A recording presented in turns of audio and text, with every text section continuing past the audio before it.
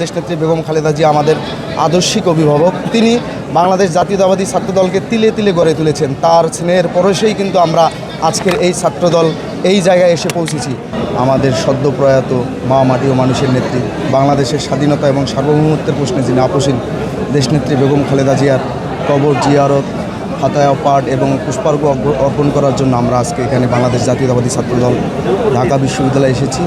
এবং আপনারা যারা আমাদের সহযোগিতা করেছেন, আমি আমার ব্যক্তিগত পক্ষ থেকে এবং বাংলাদেশ জাতীয়তাবাদী ছাত্রদল ঢাকা বিশ্ববিদ্যালয়ের পক্ষ থেকে আমি আবারও আন্তরিক কৃতজ্ঞতা জানাচ্ছি। আসলে দেশনেত্রী বেগম খালেদা জিয়া এমন এক সময় আমাদের ছেড়ে স্বয়ং সৃষ্টিকর্তার ডাকে সাড়া দিয়ে চলে গেলেন।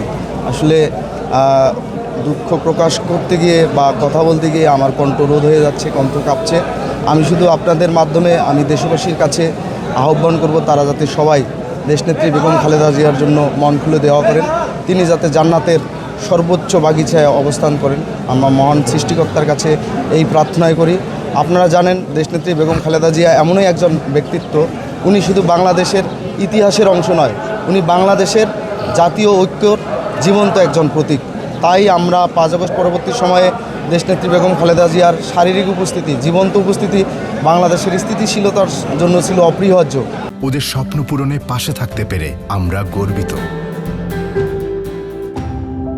তিনি যেহেতু ঈশ্বরের ডাকে এখন সাড়া দিয়ে ওপারে চলে গেছেন, আমরা তার যে রেখে যাওয়া স্মৃতি, তার যে রেখে যাওয়া দৃষ্টান্ত এবং তার যে কর্মপরিকল্পনা ছিল, তার যে স্বপ্ন ছিল, লালিত স্বপ্নগুলো ছিল, সেই স্বপ্নগুলো বাস্তবায়নের জন্য আমরা বাংলাদেশ জাতীয়তাবাদী ছাত্রদল সর্বোচ্চ চেষ্টা করব।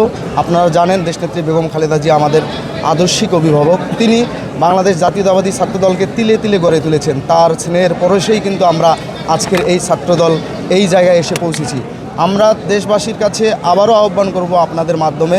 আপনারা জানেন ইতিমধ্যেই আমাদের মহান স্বাধীনতার ঘোষক, বহুদলীয় গণতন্ত্রের প্রবর্তক, আধুনিক বাংলাদেশের স্থপতি শহীদ রাষ্ট্রপতি জিয়াউর রহমানের জ্যেষ্ঠ পুত্র এবং মা মাটি ও মানুষের নেত্রী দেশনেত্রী বেগম খালেদা জিয়ার জ্যেষ্ঠ পুত্র, আমাদের হৃদয়ের স্পন্দন, বাংলাদেশ জাতীয়তাবাদী ছাত্রদলের সাংগঠনিক অভিভাবক দেশনায়ক জনাব তারেক রহমান গত 25 ডিসেম্বর বাংলাদেশে প্রত্যাবর্তন করেছেন। আপনারা সবাই তার জন্য দোয়া করবেন।